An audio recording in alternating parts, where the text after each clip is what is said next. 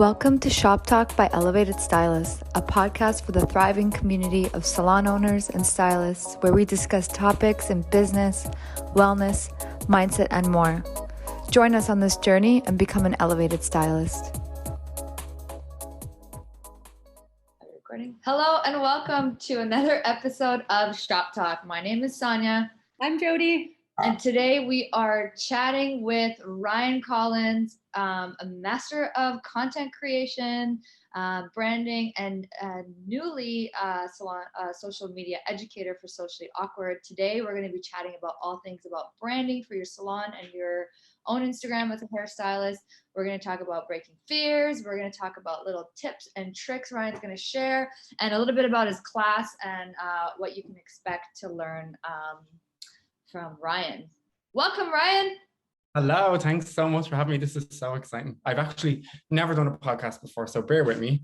Rough your cherry. Yeah. Yeah, it's just a conversation. It's just a conversation. Yeah. I overthink these things way too much. Yeah, no, don't overthink it. It's your way of getting like your tips and tricks out there. So yeah. And you're such a chick. What's going on, guys? Thanks for having me. Actually. Yeah, of course.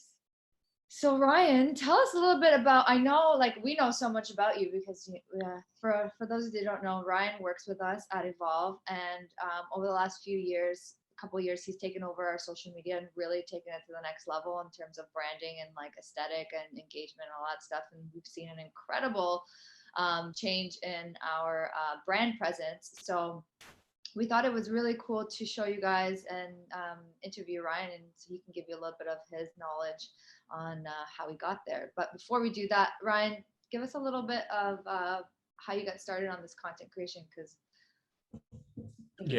life thing. It's a little bit of a story. So like the reason I really started, like if we're talking day one, the reason I really started to kind of fall in love with social media as an addition to my job was when I was a graduate stylist. Obviously back in the day when you'd be training and you'd be doing your free hair and just for training purposes, I had all these clients come in. I had like the social media account that I used, and I used to post all the time, oh, free hair, I have free balayage, free this, free that. So I'd have all these clients come in and I just thought it was the best thing ever. I'm like, oh my God, this is amazing, which it was so good to get all these people in to, do their hair for training purposes. But then when I graduated and became an actual stylist, I had to make actual money where people actually had to pay money to get their hair done. It was a completely different story. So I had all these social media skills, and then I was dropped into this huge salon in Ireland. There was like 25 stylists, and I was like this new fresh meat in the salon. And I remember just looking around, looking at everyone being like, oh my God, everyone's so busy. Like everyone is like, banging out the blow dries all day, doing some highlights, doing some balayage. And I remember standing there having no clients. And I had this like sudden realization where like, oh my God, I really need to kind of like figure a way that I'm able to promote myself, because obviously what I'm trying to do isn't really working. And I had this like moment where I felt so awkward. And that's why I called it Socially Awkward, was because there was a time when I started and I had no clients, and I'm standing there and I'm cleaning the shelves. I felt like an assistant again, even though I was an actual stylist, and I had no one to do. So I felt just so awkward standing there. So I decided to like turn it around and really push my social media game, and like push my boundaries on how I took my photos and how I took my videos. And I always kept thinking like, what more can I do? Like what else can I do that's going to be, like that extra step. So I started to take videos of my clients back before TikTok and Reels, and even really video content was a thing. It was back in the day where there was no portrait video mode on Instagram. It was all landscape. So I had to make these kind of YouTube style videos, and I was putting them up on Instagram, and, I was just doing like 3 or 4 videos a day. And I really kind of like was like really on it for a couple of months. And then I started to see a lot of people come in and be like, oh, like my friend told me that you're on Instagram, and I followed you on Instagram, so here I am. I'm like, I want to get my hair done off you. And then I started to see like that kind of like busyness come along. So I was like, oh my God, finally something's working, you know what I mean? So and then I really just started to do social media education for the old company I used to work for, which was called Peter Mark. And I would teach, people how to just take photos of their clients. It was a very basic class. Now that I look back on it, it was just like how to make an Instagram and how to take a picture and how to put up like. Somewhere. You had to start somewhere. Back then, right? Like we didn't even know what Instagram was. Yeah, absolutely. So I started to educate, and I really loved that because I'm so passionate about technology. From when I was a kid, I used to always love being on my laptop. I spent more time on my computer than I did outside with my friends. And I'm thankful for it now because I have all these like quirky computer skills that, you know, I probably wouldn't have had otherwise. But things that I can't really ignore those passions, you know what I mean? I really want to pursue them as well. So I was kind of like, you know, who's to say that I can't merge the passions and make them into like one big bubble? So that's where the birth of Socially Awkward was, I suppose. Yeah, you actually took this time, this downtime that we've had over the last year, and focused it on starting this new company. I think that's just amazing. You've really made do with your time that has been given to you, you know, like you made the most of it. So good for you. Yeah, and you know what? If you had have asked me this time, maybe a year and a half, 2 years ago, pre-pandemic, if you had said, "Do you want to be an educator?" I probably would have. This like thing where I was like, I don't know, it's just the second lockdown that we had. I had just this moment where I said to Robert, I was like, I'm going to set up a social media education business. Why not? And he was like, go for it, go for it, like do whatever, you know, like feels your passion. And it was just this moment. It was like just kind of clicked in my head. I was like, yep, this is what I'm going to do. And I haven't looked back since. I love it. Mhm. You know? And you're so good at it too. It just comes so naturally to you. And there's so much that I'm sure that you've learned and continue to learn. Yeah. One thing I want to like ask you, because I know that this is something that a lot of people experience with social media, is fear. The fear of like putting yourself out there with content, putting yourself out there with social media, because like Instagram is a beast. Like it's a whole like other thing on its own, on top of all the other stuff that's out there. Like, how do you like, you know, like you said, you felt awkward, and it's the reason that's why you called your company Socially Awkward. How did you break those fears, and how did you get over that social media fear? Or do you have any advice for people? Yeah, I think like recently I did a poll on my Instagram before I started Socially Awkward, and I asked people what their biggest kind of thing was with her social media, because having a personal social media is fine, like that's like step one, right? But going that extra step and making a social media to promote your work and your art really is an additional big step for you to take. So a lot of people were super scared of people judging them, and that judgment, which is really sad, because the only person really you should be competing with on social media is yourself. Because I look back on some of the stuff that I used to do, and I used to just put up absolutely anything I could. Like I would take photographs of every single piece of strand of hair that I would do, and I'd put it on Instagram. But I think to break through the fear is to really kind of get into a mindset of like only be posting for the benefit of yourself and not really for other people, because that's really what we're doing. Is we're posting these things when push comes to shove, we're posting all these photos and all these hair videos in order for our own success, for people to come into our chairs and to make us money. So you should really get into the mindset of you doing this just for yourself and not for anybody else. And I think now that I look back on some of the work that I used to do, of course I'm like, what the hell, why did I put that on Instagram? And I more so kind of look back and compare myself and look at the progress that I've made against myself, as opposed to worrying about what other people are thinking about my posts. I only really care what my posts look like compared to, you know what I mean, like what they used to look like.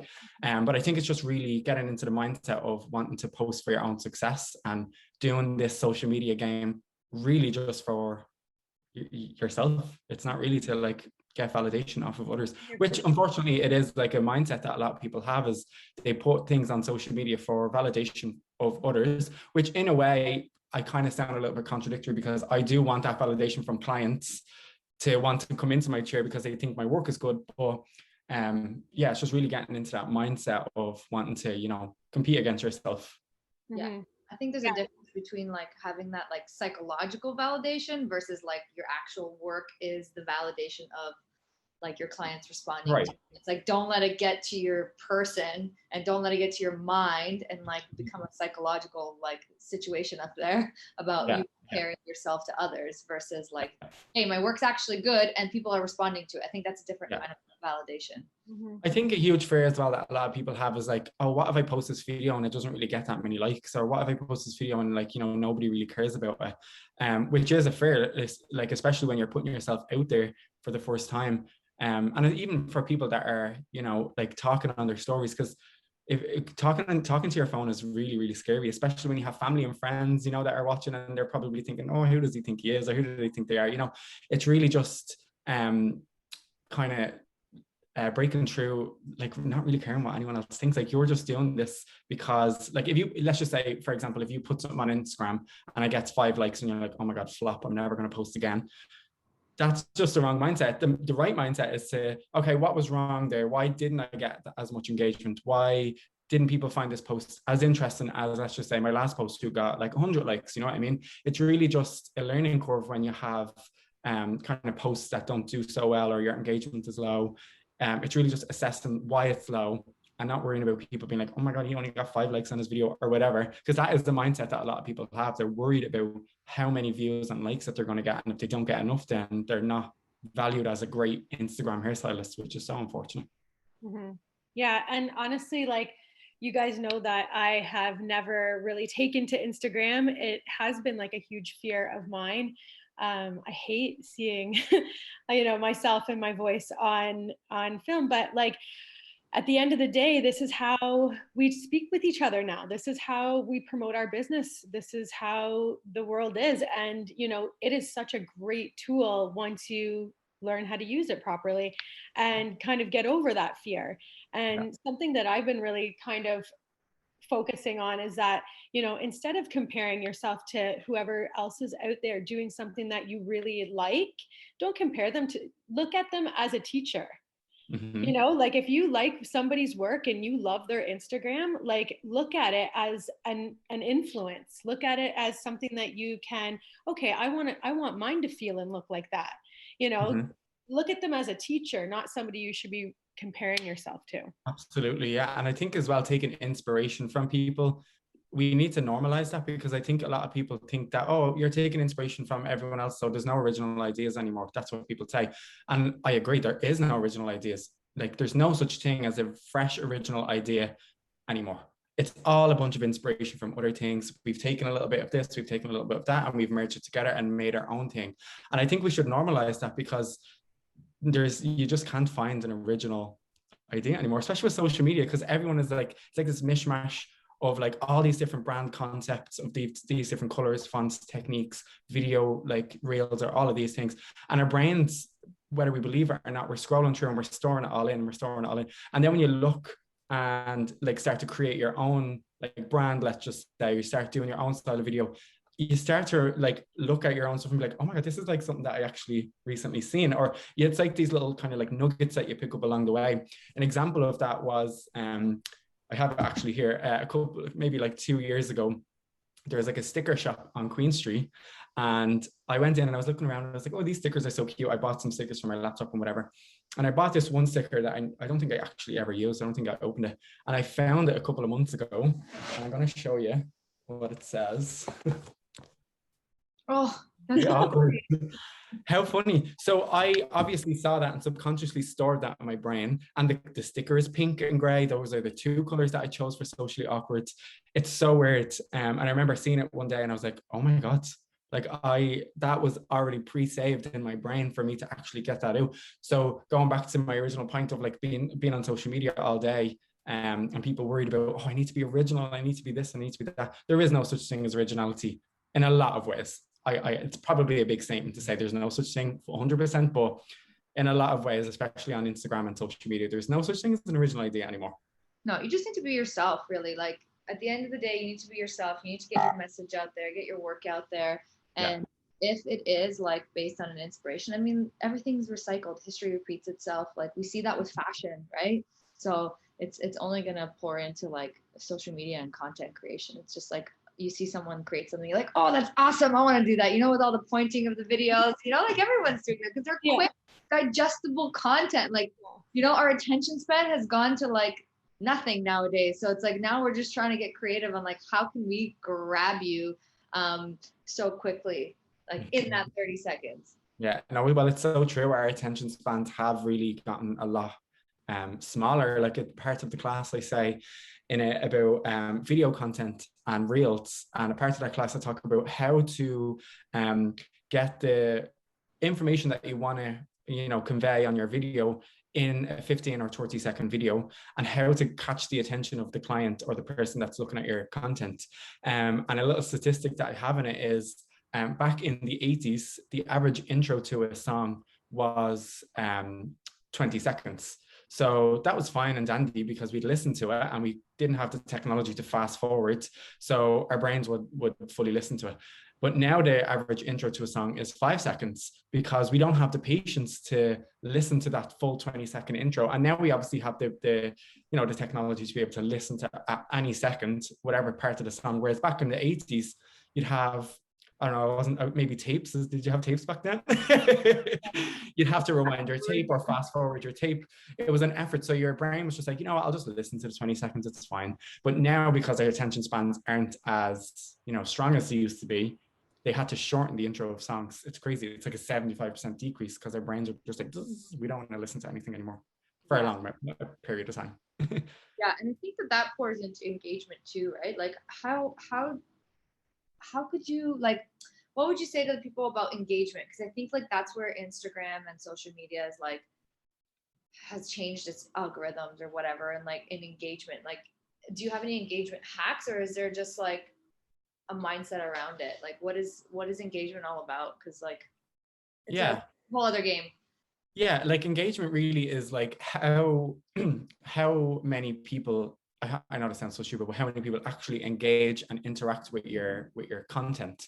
So a hack that I have and that I've been using, because Instagram is changing so much all the time, there's no like kind of definite hacks that you can do to like, boost your engagement. It's really what I do is like when I create content or when I'm thinking of videos or when I'm thinking of or just creating content on Canva, I get into the mindset of how valued is this piece of content going to be? So like it's easy, for example, it's easy to just put up a hair photo and be like, hey, this is hair that I did today. Couple of hashtags, off you go. That's easy. You can like that and continue going. But getting into the mindset of how am I going to get people to spend the most time on this piece of content? How am I going to get people to share this content? How am I going to get people to save it or send it to their friends? Or how do you kind of just elevate that piece of content in order for it to be that extra bit like more valuable? I think that would be my hack, is to just get into that mindset of create a piece of content that's gonna be valued enough to be shared and saved. Because this whole new thing of likes no longer being valued on Instagram, it's a real thing. Like it's very easy to like anything. You can just go through and like whatever you want, but having that extra step of sharing or like putting it on your story or saving it, that's kind of a little bit more valued than a like now. So get into the mindset of, okay, how many is this content going to get me more saves and shares and like reposts or whatever, or is it just going to get me a bunch of likes? Because a bunch of likes isn't really going to do much for you anymore in terms of engagement. Mm-hmm. Yeah. And what's an example of something like, what do you look for when you are creating those types of posts and stuff? So recently, the reels that I've started to do, I have gotten into the mindset of, okay, like just obviously so many reels on Instagram, but how do I make this reel the reel that people stop and look at to the end? So the start of my reels are the first 2 seconds is going to be the topic of the video, right? So you need to, the first 2 or 3 seconds need to grab the person's attention, needs to be like, oh, I can relate to this. So for example, the recent video that I did was what receptionists say versus what they want to say. So every single hairstylist receptionist that's going to look at that be like, oh, I instantly relate to that, so I want to see what this video is about. For example, another video was like every single hairstylist's Saturday lunch. Every hairstylist knows what a Saturday lunch goes like. So they see that and they read it and they're like, oh, I'm already like, invested in this video now. So when I create those videos or when I put the captions onto those videos, I always give myself maybe like 2 seconds at the start of the video where I'm not really saying anything, to like have the kind of title of the video at the start, because that then kind of switches a light on in people's brain and be like, oh, I can relate to this. I'm going to continue to watch. And the longer they're watching your content, the higher you'll be pushed up on the algorithm. So that's kind of an example of what I mean. Good. Does that make sense? Yeah. Yeah.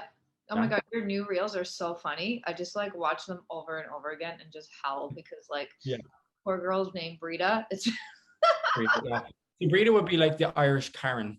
So Oh, I see. you know what I mean? So there's a lot of like clients that, now I'm sorry to all the breeders out there, but I mean, There also sorry for all the Karens as well. But I want to actually go back and give a little bit, kind of go a little bit further with what you asked me, Jodie. And kind of let's just say if you're not a person that would be making those types of Instagram reels, let's just say if you wanted to grab the attention of, let's just say, a hair video or like a tutorial, or let's just say you're doing some waves or whatever. Within that first 3 seconds, where let's just say I would have put like every hairstylist Saturday lunch, you could put 3 easy hacks for a girls' night out, or how to quickly get rid of quarantine routes, or something like quick and easy. And always think about your demographic, like who's going to be receiving this video, and is the people that are receiving this video going to kind of fit into the topic of your content. So if I have, like, let's just say I don't know, let's just say I don't want to generalize here, so please forgive me, but if I, let's just say, have an audience of 18 to 25-year-olds, and all my content is based around, let's say I'm a haircut, or it's like, oh, how to style a mom bob, or how to have, I don't know, like, I don't want to generalize at all, so please forgive me. Like or like how, the best easy hair hacks for people with kids. You know what I mean? Like things like that. That wouldn't make really sense, like a lot of sense for me to post stuff about that. It's really more me honing in on what 18 to 25-year-olds are looking for in terms of content. So it's really kind of assessing your insights and your analytics, and seeing what age group you fit into, and thinking about kind of what they want to see. You know what I mean? Yeah. So like getting into their brains, basically getting into exactly. Exactly. Yeah, that definitely does serve a purpose, because like if you're just putting out content for just for yourself, and your followers are like not you, then it doesn't resonate for sure. And I think that reflects in your insights as well. Yeah, exactly. And I think as well, like whatever type of content that you put on Instagram, however kind of you want to, promote yourself, or however you want yourself to be portrayed, because that is the thing about social media, you can be portrayed any way you want to be, but that also kind of follows through into what type of work that you attract within your salon. So you can think of any hairstylist that you know, and think of the types of clients that they do. Any hairstylist with, let's just say, a large clientele, think of the types of clients they do. They're very like that hairstylist. So Jodie, you have a lot of clients that would reflect what type of person you are. Sonia, you the same, and me the same. And it's the same with Instagram. How I portray myself on Instagram is how my Instagram kind of like is, mumbo jumbo into like this like environment that is a reflection of what I do. And I always talk about like the algorithm as well, and how you can curate your own kind of clientele based off of how you're promoting yourself on Instagram. So if I say that I'm a Vivid specialist and I post Vivids all the time, naturally they're going to have a million phone calls, be like, hey, I want to book a Ryan for a Vivid color. But if I'm a blonde specialist, which is how I promote myself now, that's how you can, kind of pinpoint the types of clients that come into your chair. Yeah, that's a really great tip, because like you specializing is like one thing, but like really putting it out there on your social media, it's like really very visible. Yeah, absolutely. I want to pivot a little bit into, we talked a little bit about like, hairstylists, but what about salon owners and salons that like want to start a social media or have one, and they kind of want to rebrand and refresh? What's like some advice that you can give them on what that process looks like? Because it can be scary too as a salon to want to take on that whole thing of like branding and rebranding, and also having a salon of like many stylists. Like, how do you curate something that looks on brand when you have all these other people doing all this type of hair? Like, what's kind of the advice that you have based on your experience? I think when you have like a team full of people that are all very different in terms of branding and style, naturally what will happen is they will tend to kind of mold into what type of branding your salon has. Like, for example, like when I started at Evolve, the type of hairstylist that I wanted to be portrayed as in terms of branding and like what type of style work I did is very different than how I am now, because I reflected the Evolve culture and kind of like start to like fit into that mold. But I think in terms of hair salon owners that are trying to like do a rebrand, is to not take old habits with them and like have a complete fresh start, like out with the new situation. And I think reflecting like who you are as a salon, because every salon changes every, I'd say, like year and a half, 2 years. Like there's team changes, unless they have a pretty solid team that stays there forever. But a lot of the times people come and go, you get new assistants, you get new this, you get new that, you decorate it a little differently. So I think as a like a hair salon owner that is looking to do a rebrand, is to compare how your salon used to look like and feel like 5 years ago, and compare how your salon looks like and feels like now, and really kind of make sure that you're pushing the vibe or the culture of your salon in your new type of brand.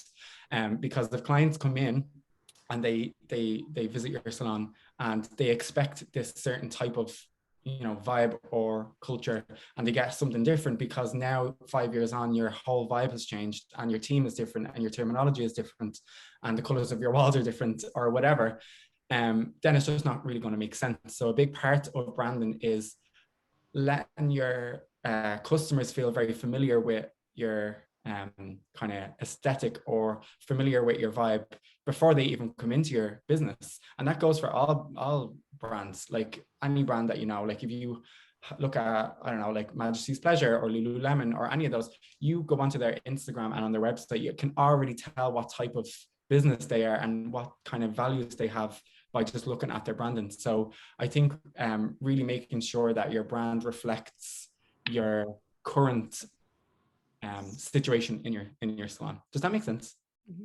Yeah, absolutely. Because like, yeah, I just look back at like Evolve's social media from like day one, like it's transformed like into its own being, and it continues to have these little micro transformations where it's like you said, your team changes or you add a new vibe, or you want to add a new filter and you feel a little bit moody or you feel a little bit bright. The seasons change. I mean, in Toronto, we have all 4 seasons. So I feel like our social media changes as the season changes. And I think that's like the organic part of your brand evolving. As long as you kind of stick with the same kind of theme, your brand can always evolve. I mean, mine does on my own social media constantly, depending on my mood. I'm like, I feel beige today, I feel green today, and it's like, but at the end of the day, the message is still the same and the vibe is still the same.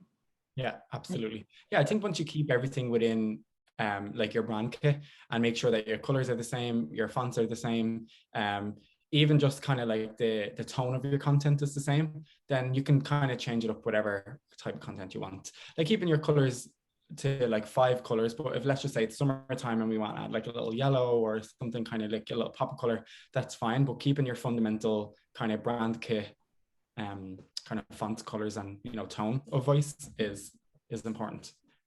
So what would you say are like the top 3 things for branding to like get you started? Top 3 things. Okay, let me think. Get a Canva subscription. First of all, it's the most important part. Canva is like, it's just the first step that you need to make, because you can take so much inspiration from Canva. You can go on, look at their templates, you can go on and have a look at their colors, you can build your brand kit. That's actually another point, is to build a brand book or a brand kit. So before anyone should start a brand, it's one, get a Canva subscription. 2, get a collection of fonts and colors and images even that you feel that reflects either your personal brand or your business's brand, whatever the case may be, and save them in a document and review them, and kind of live, breathe, eat the whole thing, your brand, and make sure that you're keeping it super, super consistent. And that segues into my 3rd point, is be consistent. Once you have figured out kind of like how you want to talk to your audience, how you want to portray yourself online, what colors you want to use, what fonts you want to use, all of that, stick with it and be consistent. Because if you change it like 6 months down the line, then you create this confusion for your audience that are like, we don't really know kind of like what his vibe is, or kind of how they want to talk to their clients or what type of brand they are, because you're switching and changing it. Now, a rebrand every 5-6 years is fine, but if you're constantly changing your fonts and colors every like 6 weeks, then it just gets a little confusing. So be consistent. Nice. Yeah, I've learned so much off of you already, Ryan. Like it's crazy. But what are some of the things that people can learn in your class when they take it? Yeah. So the whole thing about the class is that it's social media from the ground up. So everything that you need to know, you will know after you leave the class. Well, I'd like to say that, because I start from literally how to take a photo, and that's just step one. Really, it's how to take a picture of your clients, all the way to like your algorithms, your branding, your brand identity, your captions, your hashtags, literally everything that you need to know. But the thing about my class is that I didn't create it to be this huge, like crazy class that is going to tell you about how Instagram is coded and how all of these things need to work. It's not really about that. It's about how you can get started, because I can sit here and tell you, you can do this, you can do that, you can do this, but you're going to go off and do your own thing anyways. So I'm going to give you the basics of what you need to know from like basic posting and caption writing, because that's why I split it into two classes, right? So it's like two different segments. So it's socially awkward and tricky business. So socially awkward will go through everything that you need to know in terms of taking photos, videos, and what editing tools to use, what to do and what not to do in terms of editing, all of that stuff. And then tricky business will go through everything that's tricky. So all the stuff that you need to know in terms of kind of, you know, your insights, your algorithm training, kind of how to like, you know, like build your own brand, how to build your own brand, how to use Canva, how to like plan your posts, all these things that are like coming from a business perspective. The start of the class is from a personal perspective, but then I put some kind of business stuff in there as well. So after the class, really, you take whatever I teach you, and you can go and do your own thing and kind of just like catapult your career from then on out, because I can't really tell you how to build your brand. That's your own answer, but I can kind of give you the tools on how to get there in the first place. It's amazing. Yeah, your class is definitely very robust and very full of knowledge.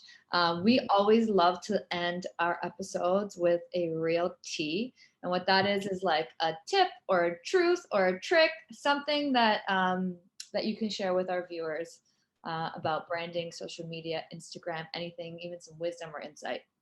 Yeah, I'm going to give you a truth, because because as much as I love social media, as much as it's changed our careers and it's, you know, made us all this amazing money and, you know, given us all these amazing clients and whatever, I think you need to get into the mindset and remember that it's not the be all and end all of your success.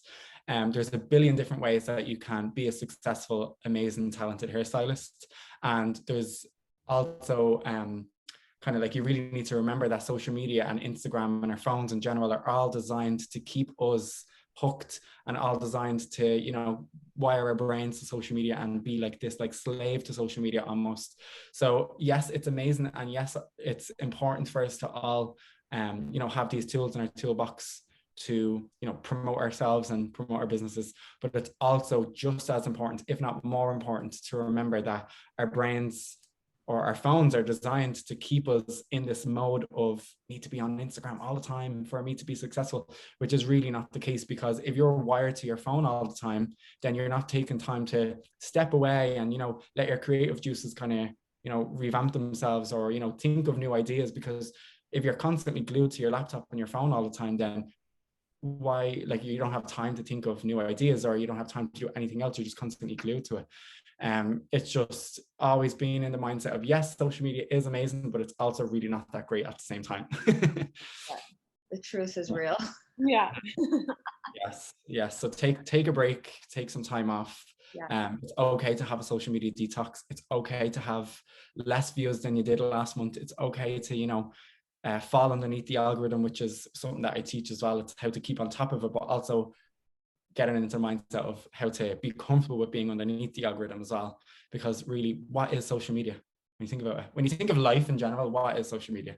Yeah. It's just this extra tool that we have that is obviously great, but there's bigger things that we need to be, you know, addicted to. Like love. Exactly. Well, that's amazing. And I love that healthy boundaries Mhm. for social media, because it's designed use you. But anyways, it's a different topic. Yeah. Thank you so That's another much podcast. that's another one. Thank you so much for enlightening us, sharing us with your knowledge.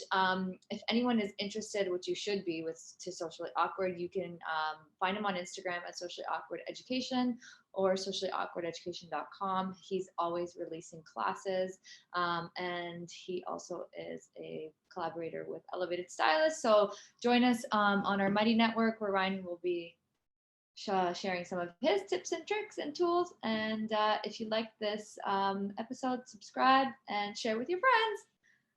Thanks guys, Ryan, for having me. Thanks, Ryan. Save your lives.